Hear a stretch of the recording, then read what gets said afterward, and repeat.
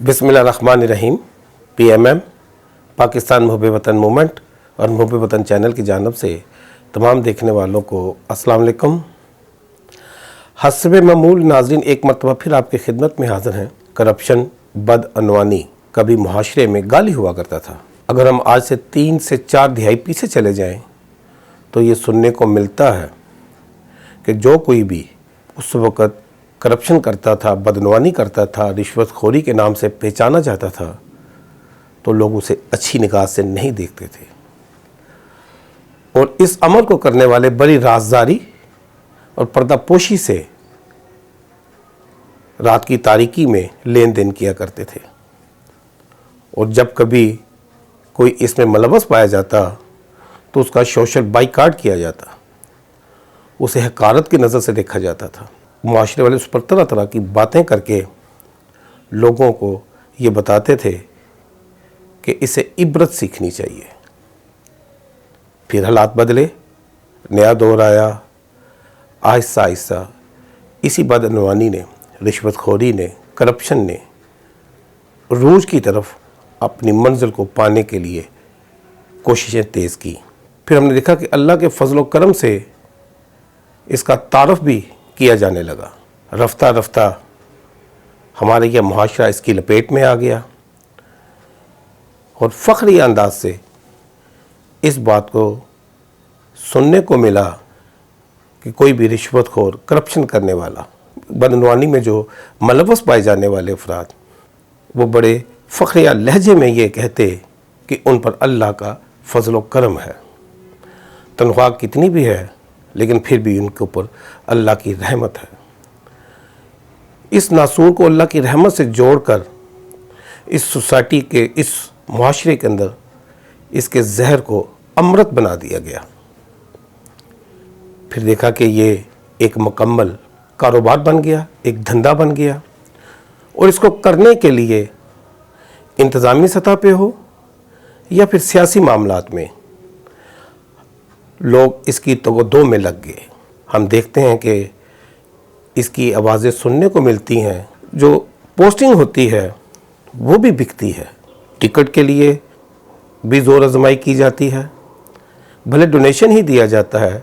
इसके पीछे खालिस्तन जो तगोदो होती है वो यही होती है कि किसी ना किसी तरीके से वो ऐसा कोई मनसब पा लें, ऐसे इख्तियारात ले लें जिससे उनके ऊपर करप्शन का, जिसको वो अल्लाह का फजल व करम समझते हैं, ऐसे मामलात में वो सरखरू होते जाएं। कभी हम एक मुल्की फ़नकार के मज़ाहिया ड्रामों में अक्सर ये सुना करते थे, जिनका ये तकिया कलाम हुआ करता था, के ले आई को डाला होर। वो लोगों का दिल लुभाने के लिए शायद ये अल्फाज इस्तेमाल करते थे। लेकिन अगर हम देखें मौजूदा सियासी कल्चर में जो प्रोटोकॉल पाना चाहते हैं, जो अपना रोबो दबदबा बनाना चाहते हैं, जो टैक्का दिखाना चाहते हैं, उनको भी आज डालों की ही ज़रूरत है।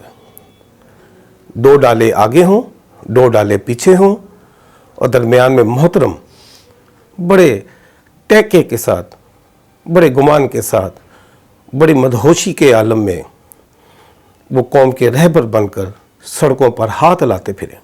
ये नासूर कैसे ख़त्म होगा जिसने बाकायदा एक बिज़नेस, कारोबार और धंधे का रूप अख्तियार कर लिया है। और ये जहर फैलता फैलता अब शायद पूरी सोसाइटी में रस गया है। इमरान खान साहब, जिनका ये नारा है कि उनका सियासत में आने का जो मकसद है वो करप्शन को ही ख़त्म करना है, यकीनन जो उनके साथी हैं उनके इस नज़रिए से मुत्फिक होंगे और उन्होंने इसके लिए एक तहरीक चलाई। तहरीक चलाने के बाद वो आज बरसे इक़्तिदार में भी हैं।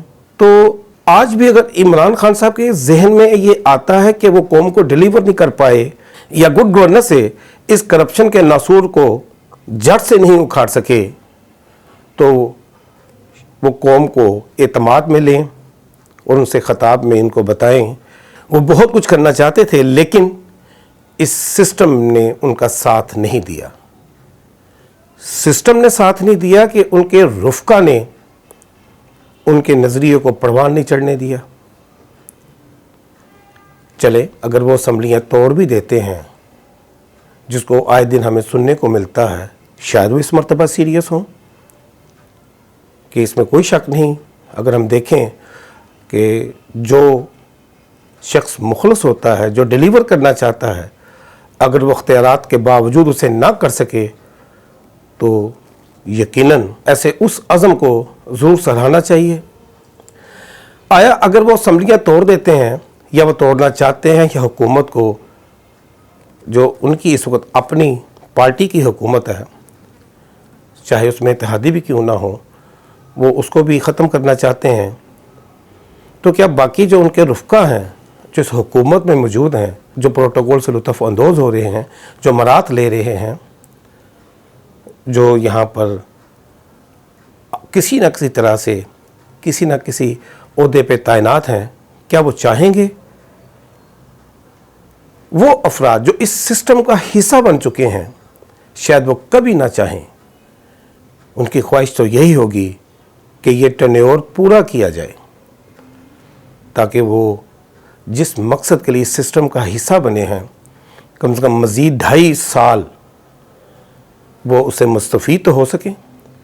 क्योंकि हो सकता है कि अगर वो असम्बलियाँ तोड़ देते हैं तो कोई नई कौमी हुकूमत बनती है जो नए इलेक्शन की तरफ इशारा दे या उसकी ज़िम्मेदारियाँ संभाले, तो उन लोगों को भी कटहरे में ले आए जिन्होंने इस दौर में भी करप्शन की है, जिनके ऊपर बदनवानी के चार्जेस मौजूद हों, तो फिर क्या बनेगा?